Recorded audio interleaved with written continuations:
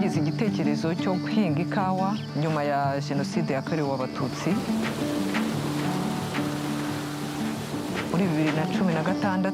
Twaje kubona ko ari ngombwa ko dushyiraho uruganda rutunganya za kawa zacu, tugakusanya n'umusaruro uvuye mu baturage.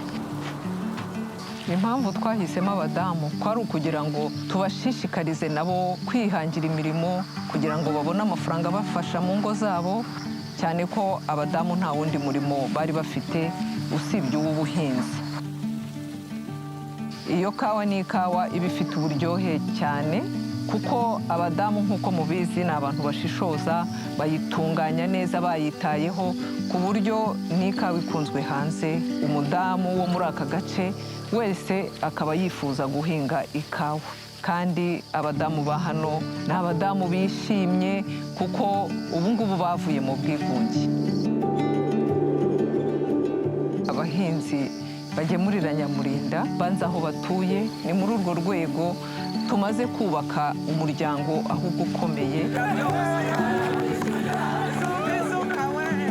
Nitwa Mukeshimana Jeannette, nkaba ndi umumama w'abana 6, maze igihe cy'imyaka 3 dukorana n'urwo ruganda.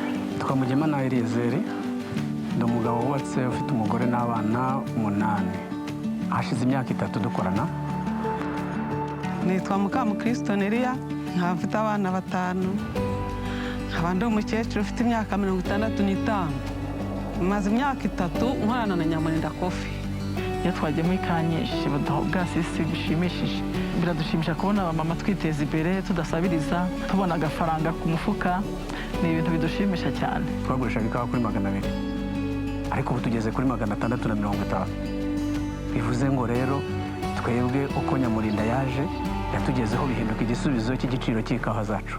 Iyo bibaye ngombwa ko hari igihe dukeneye amafaranga mbere ya sezo, turayabaka bakayaduha. Iyo bayaduhaye rero dukemura ibibazo byaba kujyana abana mu mashuri. Kuva 2020 ubugezi wanjye wasanga hasobanutse. Byaturutse rero ku bijyanye n'igiciro cy'ikawa cyazamutse n'imbaraga zagiye ziboneka bijyanye n'umusaruro wiyongereye ku ikawa. Ikindi rero yaje ari nk'igisubizo ku badamu, kuko ruriya ruganda ni urw'abadamu, nabo ba nyirarwo ni abadamu. Ubwo rero twebwe twabigiriyemo umugisha nk'abantu b'abadamu. Bamfasha mu bwo buhinzi bwanjye.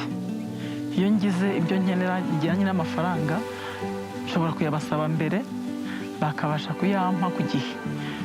Bigatuma rero mpemba abahinzi banjye bo mu ikawa, bigatuma nkora neza ikawa zanjye ntizidindire. Umwaka wa mbere nagemuye toni 13, uwa kabiri nagemuye toni 8, ariko uyu mwaka gatatu ndifuza kuzagemura toni 15. Baduhaye amahugurwa ajyanye no gukorera ikawa kugira ngo zongere umusaruro, kandi baduhaye n'amahugurwa y'uko ikawa ziba zikeneye ibicucu, tugateramo ibiti kugira ngo ikawa zigire igicucu, noneho bitume zera imbuto nziza kandi nini zeze neza zifite umutobe. Nka 2020 nabagemuriye toni zigeze kuri 4,700, nyamara ubu tuvugana muri uyu mwaka nabagemuriye toni zigeze muri 7. N'indi myaka duheraho abagoronome bakatwereka uko ifumbire tuzikora, kuzikorera z'imborera. Imyaka yacu n'ibishyimbo bigasa neza, tukarya ikawa kandi zimeze neza. Twungura n'ibipimo by'ikawa, barafumbiye baduha ikawa, dutera izindi zongezo badusanganye. Ubu rero bwo urabona ukuntu biri kunagana, ni hose niko bimeze.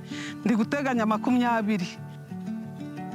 Nyamurinda ni umuryango wanjye, mwibonamo kubera ko kiriya kintu cyose barakimfasha.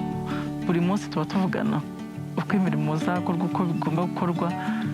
Wagira ikibazo ukabatakira. Rero ni abantu banjye duhorana umunsi ku munsi.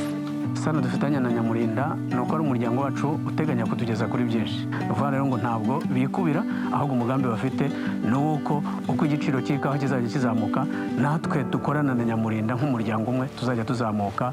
Nyamurinda tumufata nk'umuryango kuko ikibazo dufite tukimubwiye ntareba hirya, ahita agikemura, natwe tukamwishyura twitonze nta nduru.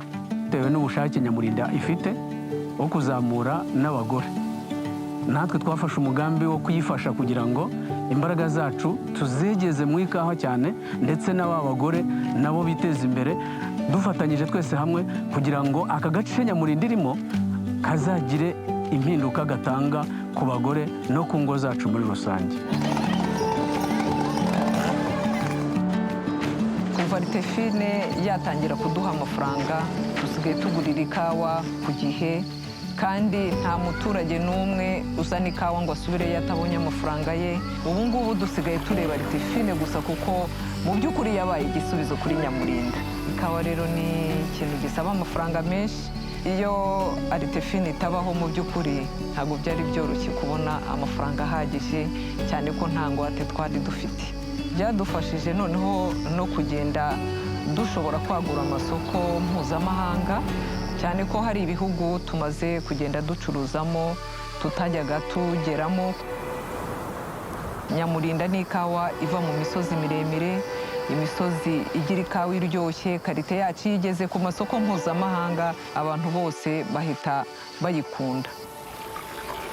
Twashoboye kuzamura abandi badamu, kandi mu by'ukuri intego yacu ni uko umugore muri rusange ari umugore ugomba kugira akamaro mu muryango we, ari nacyo kidutera imbaraga cyane. Aho tugeze niyo tubona bagenzi bacu bari kwiteza imbere, mu by'ukuri ni ikintu kidushimisha.